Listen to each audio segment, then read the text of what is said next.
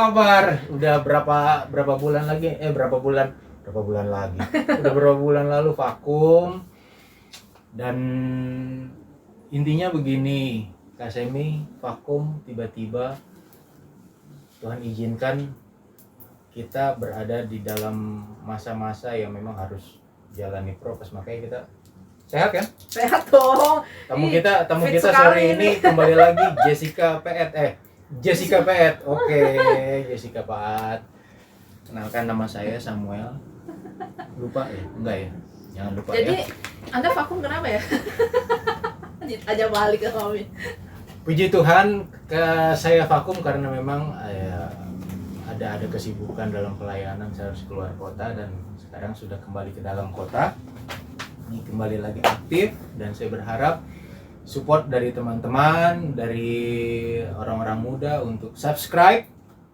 Terus apa lagi selain subscribe? Like, komen, share. Hafal ya. Ya.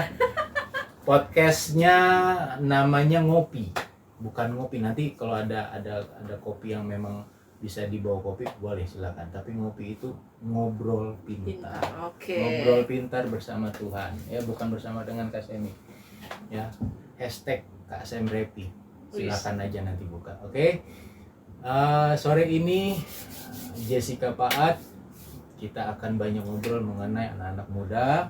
Kita berbicara mengenai panggilan, kita berbicara mengenai calling, apa yang sebenarnya jadi inspirasi, apa yang sebenarnya jadi dambaan dari Jessica, apa yang sebenarnya jadi jangkauan ke depan Jessica. Karena Jessica kan bukan dia YouTuber, tapi YouTuber juga belum begitu inilah ya. Tapi justru dia kalau bicara medsos yang medsos sebelah, influencer. Nah, dia seorang influencer dalam satu media sosial yang dia punya misi tersendiri. Misinya kayak gimana, Jess? Kita baru tahu loh. Di sini juga ada Uli ya, membantu administrator ya. Halo, lambaikan tangan, nggak kelihatan, lupa. Uli juga belum tahu kan ternyata dia punya misi tersendiri sebagai influencer apa? Oke, kalau untuk influencer kan khususnya kalau beberapa teman-teman tahu, aku bisa dibilang influencer di Instagram. Okay. Lebih banyak di situ, Tapi yang lain pun lagi digali supaya bisa mendekati juga lah yang sama kayak Instagram. Terus kalau untuk misi sendiri sih sebenarnya awal-awal bikin tuh nggak ada kepikiran kayak gitu, nggak ada kepikiran lah bakal jadi seperti ini. Loh, jadi waktu dulu mulainya hanya untuk mulai biasa bikin, aja. Ya kalau kita kan bikin Instagram untuk aku mikirnya dulu punya Instagram itu untuk fun aja. Bukan galeri kedua. Kalau misalkan galeri aku hilang, ada yang kesimpan di sosial media. Nah, kalau YouTube itu yang aku anggap galeri video khusus tuh. Jadi satu video satu foto, nggak ada kepikiran itu bakal jadi konten apapun, nggak ada. Nah, awalnya aku memulai karir di situ, itu tuh aku mulainya dengan ikut kompetisi doang. Jadi bukan aku yang bikin konten, tapi aku berusaha ikut konten berupa kompetisi. Jadi misalkan nih brand ini lagi bikin kompetisi ini, ya mau nggak mau kita beli barangnya dong, kita beli produknya, kita bikin kompetisinya. Nah, itu pun bisa bentuknya foto ataupun video, pokoknya bikin kayak gitu-gitu doang. Nah, ternyata sering menang di situ. Beberapa kali lah menang, aku nggak bilang semua menang, tapi beberapa kali menang sampai final. Sampai final, tapi ya sering. Makanya awal-awal sering banget. Dan itu kompetisi, itu berbagai brand yang bisa brand apapun. Nah, ya itu berawal dari iseng aja karena kan aku gabut di rumah. Kalau misalkan cuma belajar doang kan maksudnya semua orang juga belajar, tapi apa yang lebih dari aku dong? Aku ikut kompetisi karena aku pikir ya udahlah, menang nggak menang yang penting udah nyoba, kalau enggak ya udah aku makan brandnya, maksudnya snacknya dari brand itu, ya udah kelarkan hidupnya. Nah, aku mikir gitu doang. Ternyata semakin menang tuh privileges bukan cuman hadiah, tapi kalau kita menang kan foto kita dipajang di brand itu, di sosmednya brand itu juga. Otomatis kita jadi dikenal orang dong. Dari situ karena banyak dikenal orang, ya udah aku makin niat nih, kayak mikir masa. Jadi justru terdorong untuk jadi lebih serius dong. Karena ya orang udah lihat, masa sih cuma gini-gini doang, kayak kurang. Masa ada orang yang follow kita cuma untuk ngelihat aktivitas ya, maksudnya kalau kita bukan siapa-siapa ngapain dia kayak gitu. Akhirnya aku mencoba bikin konten. Aku mikir aku ikutin itu deh, kan kalau misalnya di Indonesia ada namanya Indofitgram tuh kumpulan video-video yang dibikin oleh selebgram juga. Nah aku coba tuh bikin video-video di situ. Sebelum masuk ke sana sebenarnya ada jiper juga nggak? Ada kayak minder nih, ternyata kan kita harus mensejajarkan diri. Kamu membawa diri mensejajarkan diri dengan para influencer, selebgram. Wah itu sering sih. Dan kapasitas mereka udah jauh ya kan. Nah itu sampai memang akhirnya kamu udahlah, anjing ngonggong kafilah berlari. Nah itu gimana? Iya kan? Iya pernah insecure, pernah dong, nggak mungkin nggak insecure. Ngelihat orang yang jauh lebih keren lah, kalau kita bilang lebih hebat, lebih keren, mereka bisa sebegitunya kalau bikin konten. Ada loh yang bikin bener-bener niat sampai kayak kayaknya nggak bakal bisa kayak gitu deh. Iya. Pernah, apalagi kan di rumah cuma sama adik, jadi apalagi adik juga tidak mau membantu ya kalau tidak ada money, jadi susah nih. Masa tiap bikin konten semua adik begitu ya? Setiap bikin konten, ini ada duit nih segini, kita bikin kontennya, ayo kan. Ya kalau lagi nggak ada duit terus gimana dong? Iya kan, jadi kayak sedikit menyedihkan saja. Adik-adik ini memang suka kurang ajar saya lihat ya.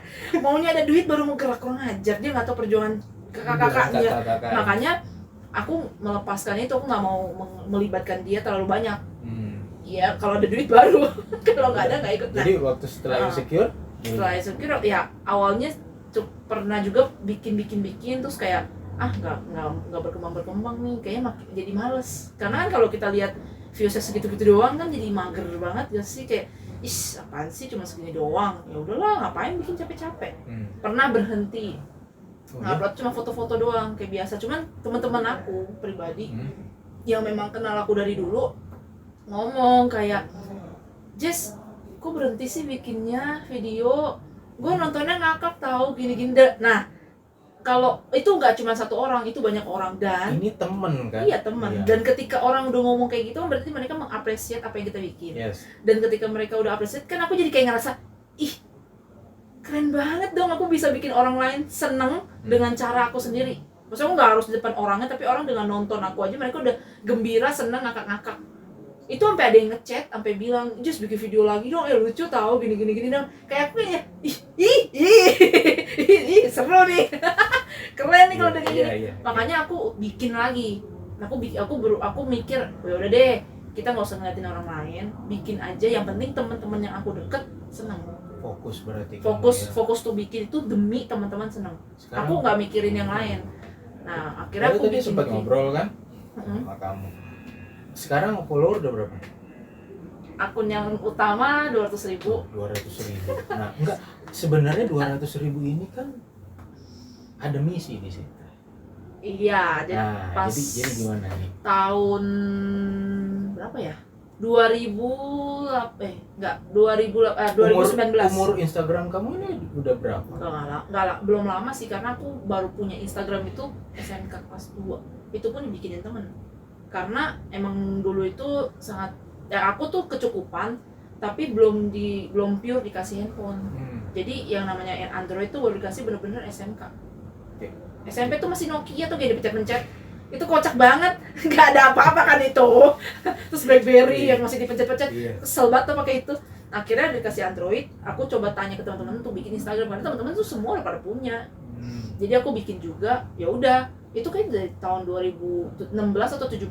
Jadi sampai sekarang baru sekitar 5-6 tahun. Nah, kan aku niatinnya di 2018. Dan bener-bener niat itu di tahun 2018 pertengahan ke bawah. Berarti udah mau masuk 3 tahun lalu ya. Iya. Ya. Nah, terus pas awal tahun akhir tahun 2018 itu kan udah sering bikin video, terus udah lumayan nih yang nonton banyak, seneng dong, udah punya privilege yang lain ternyata. Setelah itu karena aku udah rajin bikin, terus aku kayak masuk ke suatu manajemen gitu. Jadi aku dulu masuk manajemen orang. Setelah masuk manajemen orang, aku kayak mikir, seru juga ternyata. Ada, maksudnya kalau orang-orang influencer tahu tuh pasti namanya endorse, paid promo kayak gitu-gitu deh. Itu udah dunianya banget ya manajemen. Nah pas masuk situ aku dapat kayak gitu juga privilege selain itu baru followers kayak 10.000 deh, belum banyak banget. Itu 2018 baru 10.000. Wih, terus aku masuk situ memang untuk ya pengen kenal sama teman-teman juga kan, memperbanyak teman dan memperbanyak ya mungkin aku bisa dapetin uang jajan di situ juga ya kan. Ya udah iseng doang ikut, dan aku tetap ikut kompetisi apapun itu kompetisinya ya. Jadi terus akhirnya setelah itu tahun 2018 itu juga di akhir tahun deh aku bikin itu manajemen aku sendiri. Sebenarnya bukan manajemen, aku bikin grup doang untuk bantuin temen-temen kampus aku yang perantauan dan udah nggak ada duit buat makan. Nah dari situ mulai grup ini terbentuk pertama kali, karena mereka kayak nggak ada, maksudnya gini, mereka kan kalau udah habis duitnya bingung, karena kalau mau minta dari kampung pun kasihan orang tua. Sementara kamu bukan nggak punya uang, tapi apa sih yang kamu punya? Nah, itu kamu mau kasih. Di situ aku juga aku waktu itu jajanin mereka karena aku kasihan, karena mereka belum makan. Sampai sejauh mana sih kita ngejajanin iya, orang kan sehari 2 hari, ya kan? Makanya pas di rumah tuh aku mikirin gimana caranya supaya mereka itu bisa ada pekerjaan tapi yang nggak mengganggu kuliah mereka juga. Kita satu kelas kan, aku kasihan juga yang nggak mengganggu kuliahnya mereka, dan aku kayak berpikir apa ya, dan di situ Tuhan tuh kasih aku ya nggak tahu namanya apa, pokoknya kayak ilham gitu langsung gimana kalau kamu tuh bantuin mereka, kasih aja mereka job-job yang sama kayak kamu. Soalnya waktu itu job endorse tuh masih kecil-kecil banget, kayak followers tuh masih bisa 400-500 followers tuh udah masih bisa itu. Nah dari situ aku kayak mikir, bener juga ya, bisa juga tuh. Aku mikir, iya bener juga ya, aku bisa aja kasih mereka kerjaan yang dari manajemen aku sebelumnya. Jadi aku lempar ke mereka, mau gak nih aku daftarin, dapat duit segini. Ya mereka sih mau, dan aku kan ribet ya kalau cuma personal, maka aku bikin grup untuk masukin mereka. Lempar ceritanya di situ. Iya, dan aku kasih setelah ke mereka. Setelah dari situ manajemen waktu kamu membantu tanpa kamu mengharapkan sesuatu, kita buat anak-anak muda mungkin uang jajan ya itu udah pasti kita dapat, tapi di Instagram follower nambah itu sesuatu banget sih ya kan? Jangan followers dah, ada yang nonton aja udah bahagia loh itu. Bener, aku nggak bohong dah, ada yang nonton aja, wih nambah nih 1.000 dia nonton, itu seru banget itu loh. Nah makanya dari situ manajemen aku awalnya tuh masih berjalan bagus, tapi di 2019 itu sempet berhenti karena aku kan maksudnya kuliah kan masih awal, jadi kayak bukan awal sih, udah semester 3-4. Nah 3-4-5 itu kan bener-bener kayak beratnya tuh kuliah. Wah kayaknya tugas banyak banget nih. Saya tidak sanggup untuk memulai ini lagi. Jadi aku coba, ya udah deh grup ini aku udah bikin nama manajemen, aku udah bikin IG-nya juga, karena aku pikir bisa nih kayaknya kita bangun komunitas kita sendiri. Job-jobnya ada mungkin apa dari yang sebelah, terus aku oper itu juga boleh. Jadi kayak kita berupaya nih gimana caranya biar teman-teman ini ada duit. Ya udah, karena aku bilang aku vakum, jadi mereka ya udah akhirnya mereka ada kerjaan yang lain lagi, nggak masalah, yang karena aku vakum di situ. Nah pas 2019 pertengahan aku mulai lagi aku coba memulai manajemen ini, karena aku pikir ternyata bukan cuma teman kuliah yang terdampak masalah, tapi juga ternyata masalah keuangan itu dirasain oleh teman-teman aku yang SMK. Yang memang mereka lulus sekolah tapi nggak kuliah, mereka maunya kerja tapi ternyata mereka ya belum apa-apa gitu loh, masih gaji itu di bawah UMR cuy ya. Parah banget, aku tuh kayak kasihan sekali sih, gaji di bawah UMR jauh lagi. Dulu kan UMR masih 3,5. Yes. Nah kayak di bawah 3,5 tuh kecil banget, gila itu makan apa ya ampun. Jadi kamu support mereka? Aku support mereka juga ya, karena dari misi yang pertama dengan bantu apapun dengan cara apapun, ya udah aku bantu dengan apapun yang aku bisa. Sampai memang kamu bilang itu ada barang-barang orang, justru silakan. Iya, dari tahun corona tuh tahun 2020 ya, 2020 awal, bulan Maret kayaknya, kan bulan Februari kan udah mulai bulan Maret kan yang awal banyak tuh udah mulai banyak. Nah aku mikir bukan mikir, banyak teman-teman yang terdampak. Terus aku kayak mikir caranya bantu mereka, karena kan kalau kita ngasih duit nggak mungkin. Saya juga cuman bercukupan, bukan yang orang kaya. Kalau kayak saya orang kaya bisa deh, ayo butuh berapa? Sama gini, kasih potong. Sama kayak Kasemi mungkin sama tipe pemikirannya sama kayak kamu tuh, sama saya. Dari sisi keuangan saya terbatas, Kasemi terbatas. Tapi waktu saya muda, saya juga masih muda, ya. Jangan dipikir saya ini udah tua, ya. Ya. Waktu saya sekarang 45, umur 45.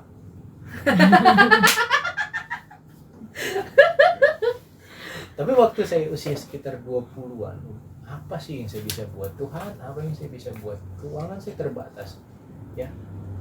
Tiba-tiba Tuhan bilang begini. Ya udah, kamu kasih hidup, bagi hidup. Apa bagi hidup? Nggak ngerti sama sekali.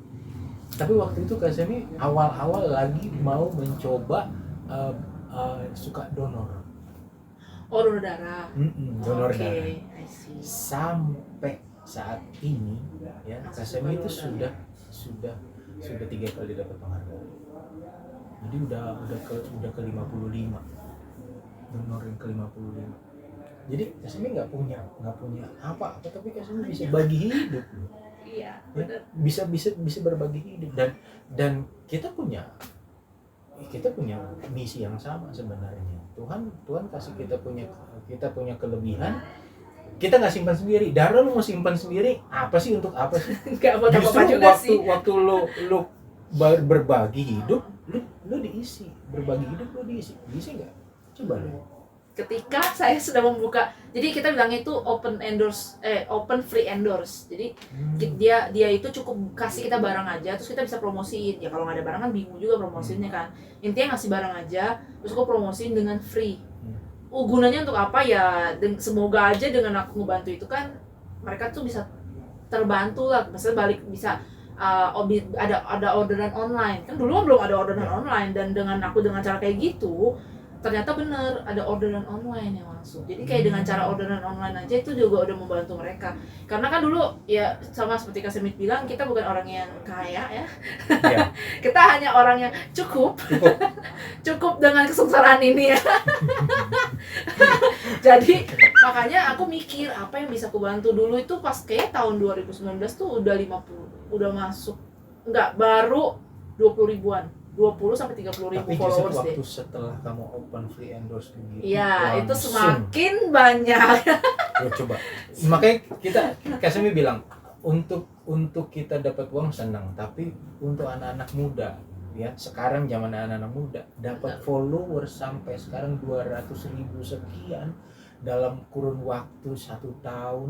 2 tahun. Itu bukan hal-hal sepele yang kayak begitu, dan itu cuma tujuan satu, hanya untuk membantu. Oke, nih kita nggak usah lama-lama, tapi Kasemi dapat pesan yang luar biasa. Ini ngobrol sama kamu, kita dapat pesan yang luar biasa dari seorang anak muda yang nggak membatasi diri, tapi waktu dia mau memberi, justru dia diberkati. Oh iya, ada satu lagi. Manajemen aku tuh sekarang udah menampung berapa ribu ya? Sekayaknya 1.000 orang deh. Mungkin kalau di luar sana kalau teman-teman juga dihitungin susah ya? mau bergabung. Boleh banget. Kenapa enggak? Ya, kan? benar. Karena kan itu tujuannya kan untuk saling membantu. Ya kan? Supaya waktu kalian juga merasa terbantu, kalian lakukan itu sama orang lain. Yes, iya. Oke? Yap. Ya itu dia, makanya inilah dibilang ngobrol pintar bersama dengan Tuhan. Oke, thank you Jessica Luar biasa. Episode ini nih yang seru nih, menginspirasi kita semua. Sampai jumpa di episode yang berikut. Tuhan Yesus memberkati. Bye bye.